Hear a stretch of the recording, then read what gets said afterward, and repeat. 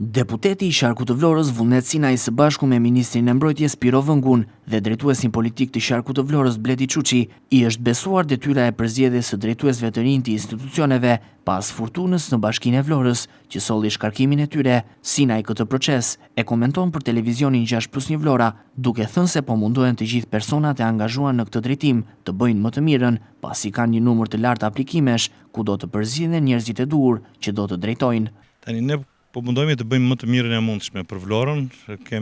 Ka pasur goxha aplikime për pozicionet e drejtuese në Bashkinë e Vlorës. Jemi munduar që të bëjmë një përzgjedhje nga bashkia, është munduar të bëjmë një përzgjedhje nga njerëzit më të përkushtuar për punën.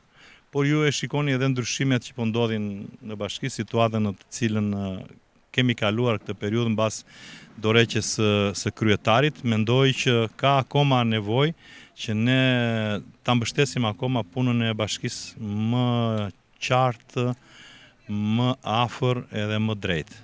Por apriten ndryshime të reja për sa i përket pushtetit lokal në Vlorë dhe menaxhimit të institucionit kryesor të qytetit pas dorëheqjes së dredhës.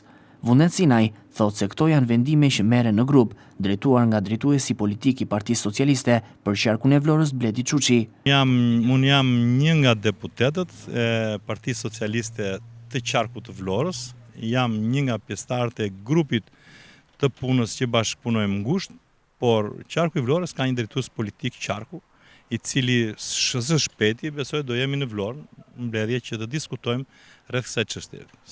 Dorëheqjet e drejtuesve të institucioneve lokale në varësi të Bashkisë së Vlorës, atyre më pas të institucioneve në varësi të pushtetit qendror, por edhe dorëheqja e mëparshme e kryetarit të Bashkisë së Vlorës Ermal Tredha janë disa nga ndryshimet që ka pësuar pushteti lokal në qytetin e Vlorës muajt e fundit.